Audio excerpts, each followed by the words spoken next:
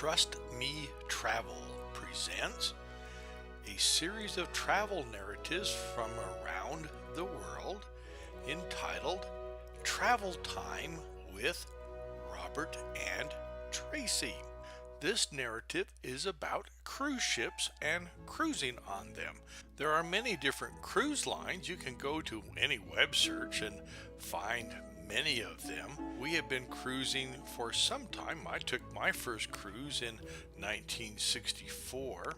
Tracy and I enjoyed cruising so much that we were in fact married on a cruise on the Celebrity Galaxy. But there are some things you need to know about when you decide to take a cruise, and the first thing that we like to think about is the itinerary. Where, when, and how long. And many popular itineraries are Alaska, as an example. You really can't go wrong with going to, say, the Caribbean with its beautiful sun and sandy beaches.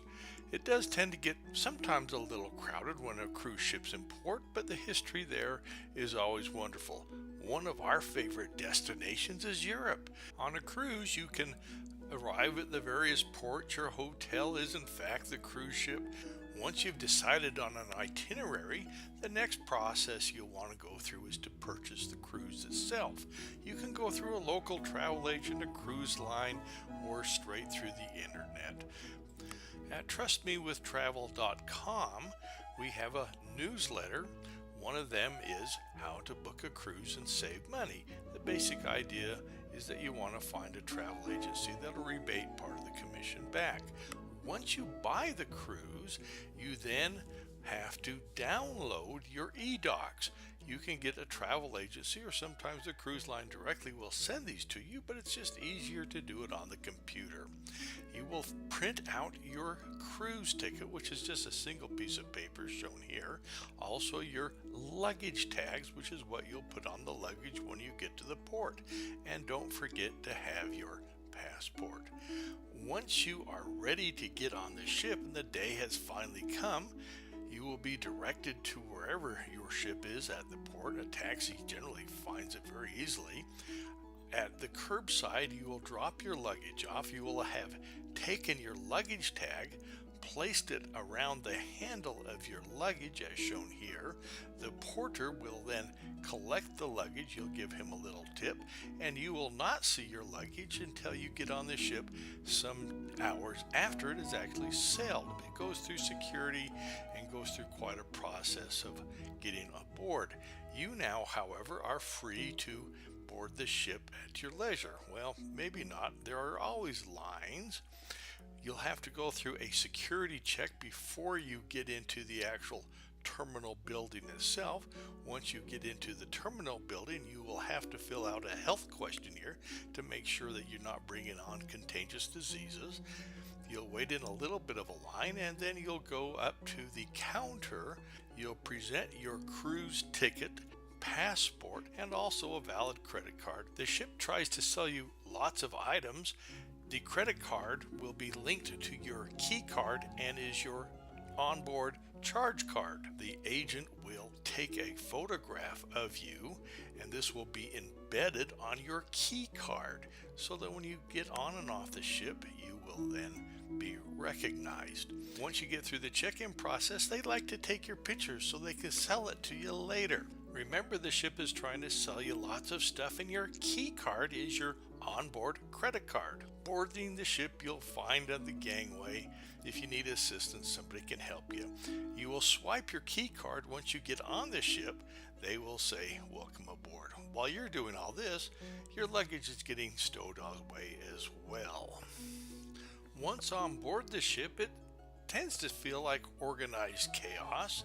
What happens is that everybody's kind of directed to the atrium area, which is the kind of the common area where you have ship's offices and so on and so forth. And you can ask directions as to where your cabin is. Your cabin will not be available until about 1 o'clock in the afternoon, so you see a lot of people just kind of waiting around. Many head up to the top deck where there's a buffet. This is their lunch, and they start enjoying their cruise right away. There's lots of different cabin types, so let's talk about this. You'll need to make this decision when you book. First is the inside cabin. It has no windows to the outside, no natural light.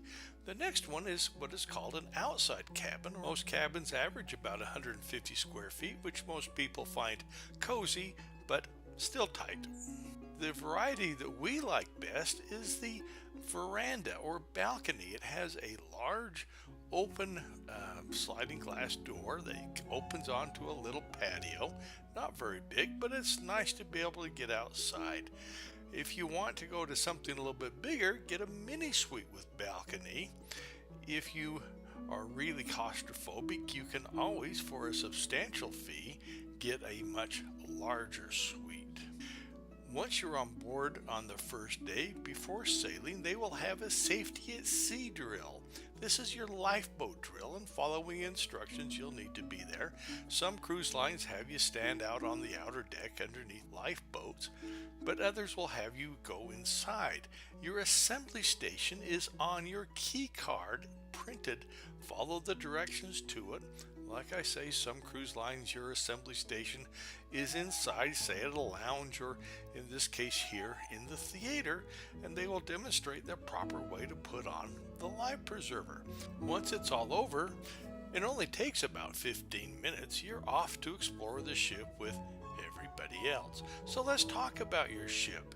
All ships have an atrium. You saw this when you first came on. Some are much larger than others, going up through the entire deck plan. Generally in the atrium or perhaps in the casino, you'll have an ATM. Bars or lounges are scattered throughout the ship. They're very willing to sell you alcohol. They use charge to your key card. Buffet restaurants are generally on the top deck. The main restaurants are the lower decks in the back of the ship. The buffet and the main restaurant are no charge. For a fee, you can attend to a specialty restaurants. These are scattered throughout the ships. All ships in international waters will have a casino. You'll have an internet cafe where you can connect to land for a fee. Art auctions, we tend to miss those. Ship's photos, they'll take your picture and try to sell you. I enjoy the library. It's a quiet area. The card room has lots of games available. Shopping on board, a lot of jewelry, alcohol, and tobacco. Tucked away in the back corner, you'll actually find a small selection of things you could actually use. Tracy enjoys the spa. She says she's a spa girl. One of the nice features about the spa is what is called a thermal room. Some ships have a sport court on the top, basketball court as it were. All ships have fitness centers. Most ships have a promenade deck which circle the ship. Other select ships will have bowling alleys. Even some have lawns which have a putting green. Enclosed pool areas are always nice. All ships will have a pool deck with one or perhaps two pools, one for kids, one for adults. And some of the larger ships have these rather large water parks and these large outdoor entertainment screens or a private screening theater. But all ships will have entertainment scattered throughout, as well as a main theater. Most ships will have areas for the teens to congregate, and for the smaller kids, depending upon age, you will have specialty areas for them as well. This is all included in your ticket for the cruise. Remember your luggage. You last saw it there at the curbside. Well, by the evening, you'll be delivered to your room outside. Tracy is always excited to get it. Generally, it's about an hour after you leave port. One of the first decisions you made was what the itinerary was. And so let's talk about how you get off the ship at a port of call. Have your key card ready for when you get off the ship. Usually, they will dock at a dock, and there will be a cruise terminal there at the end of the dock. But sometimes the dock is an industrial port where you'll have cranes for loading and unloading cargoes and the shipping containers all around you. Either way, at dock they will place out gangways so that you can walk off the ship. there is a process to do so. Exiting the ship, you'll need to again have your key card handy and ready. You will then present it to the security person there at the gangway, who will then scan your card and check you off the ship. You simply then walk off the ship and find your way to where you're going. Again, you'll have these optional photos. The locals will send to have a little bit of entertainment there at the cruise terminal. There will be opportunities to spend your money. But we like to find our way back into, say, the ground transportation. You can also book bus tours directly through the ship, and those buses are lined up right there at the ship. Sometimes, however, there is no dock, and the way you get to land is by tendering. And a tender is a little boat carried by the ship in which you transport yourself from the ship to the land. And you'll watch them launch the tenders in the morning. Your process of getting off is the same. They'll click you off with your key card and you walk down a ramp and board the tender. These tend to be very tight. They put about 80 people in per tender, so get used to it. So this is the ship's tender, but sometimes some ports have private tenders, and they tend to be a little bit nicer, a little bit bigger, more room to move around, and they move more people as well. Returning to the ship in the evening, you usually have had a very nice day at sea. Have your key card ready again. As you come up the gangway, they'll swipe your card, tell you welcome back, and you are now free to walk about the ship.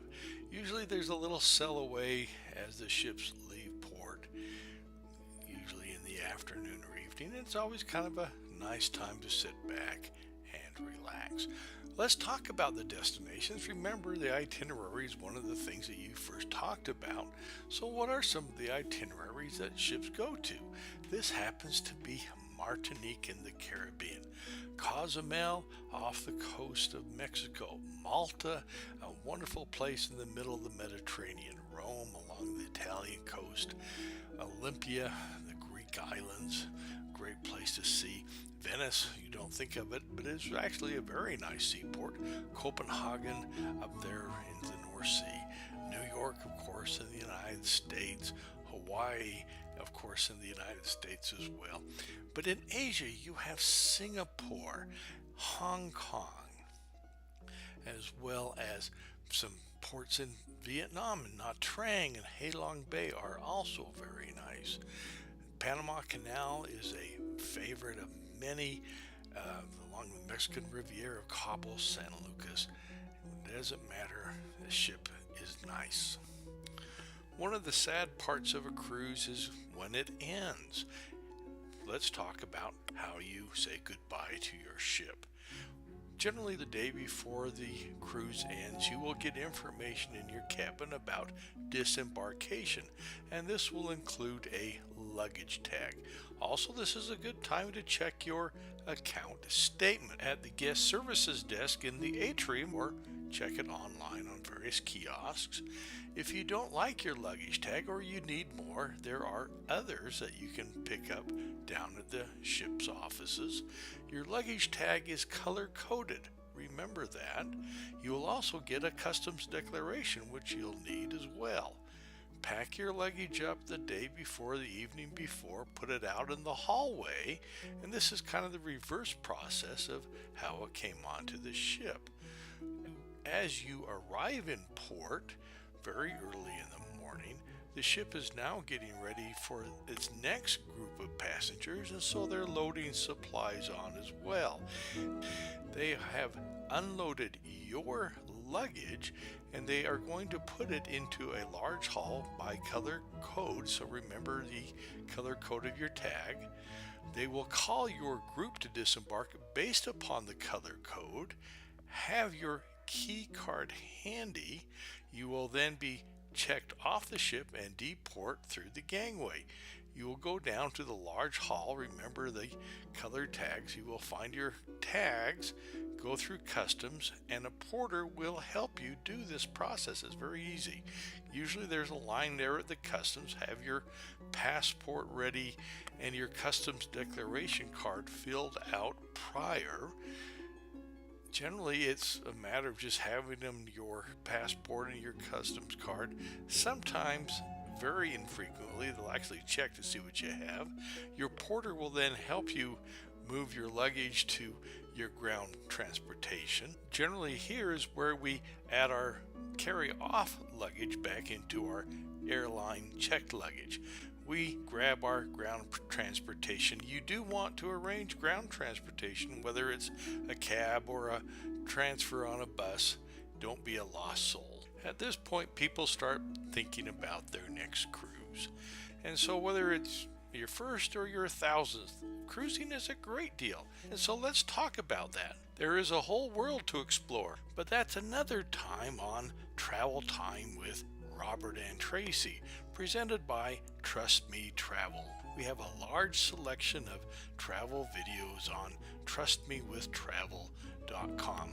So join us there, trustmewithtravel.com. Robert and Tracy wish you happy travels.